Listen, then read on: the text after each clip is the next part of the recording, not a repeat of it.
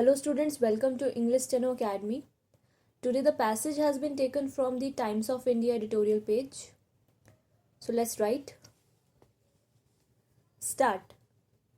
3 weeks into the anti-COVID vaccination drive, the challenges are becoming obvious. Vaccinating the 30 crore priority group of health and frontline workers, senior citizens, and those with comorbidities by July with 60 crore doses requires 33 lakh daily inoculations.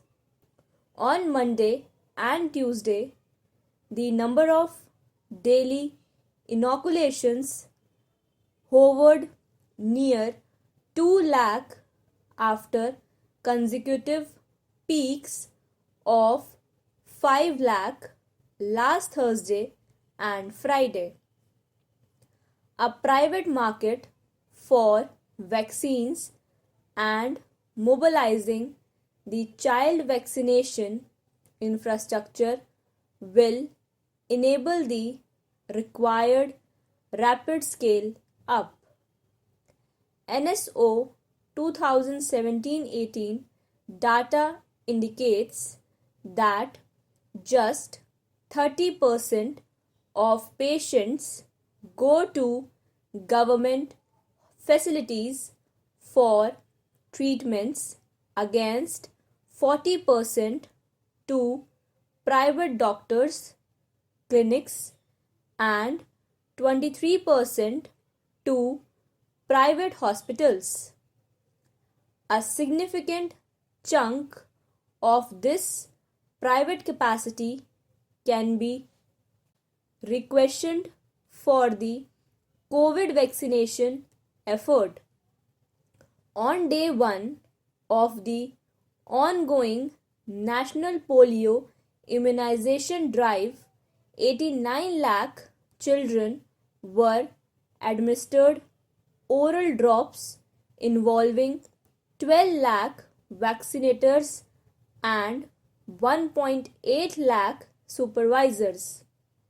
Admittedly, polio campaign logistics are far simpler, but time is of the essence in defending the novel coronavirus. All spare capacity, including in 30,000 primary health centers, must be leveraged. Otherwise, new mutations, some of which reportedly dodge the antibodies produced by prior infection and vaccination, could pose fresh problems. These can reverse India's current advantage of reducing active caseload. High efficacy results from Sputnik V trials, the fourth vaccine being manufactured in India, portend more vaccine stocks.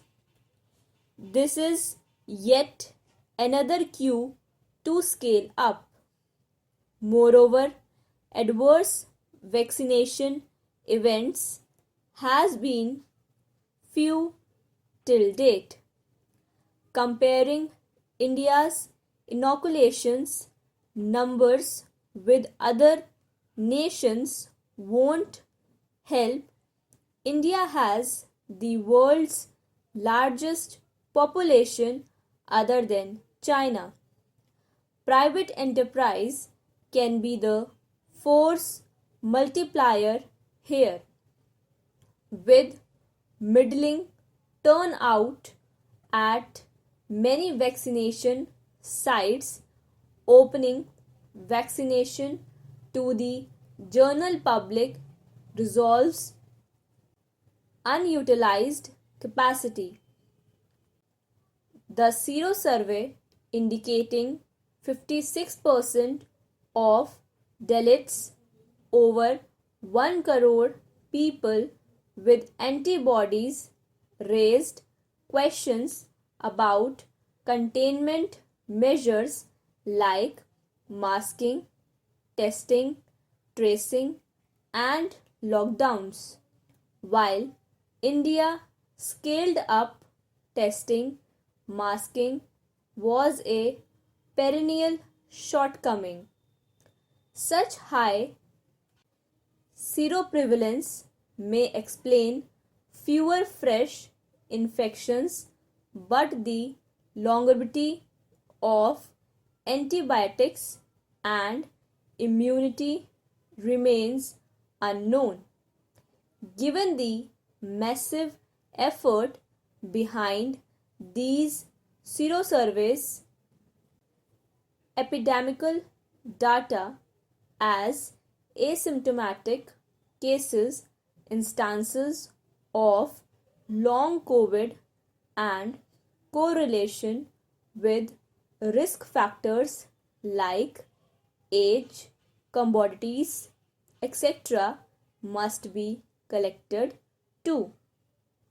Those surveyed earlier must be rested for antibody persistence. Expending energies and capacity smartly will prevent a resurgence of the current pandemic while helping the country prepare for the next one.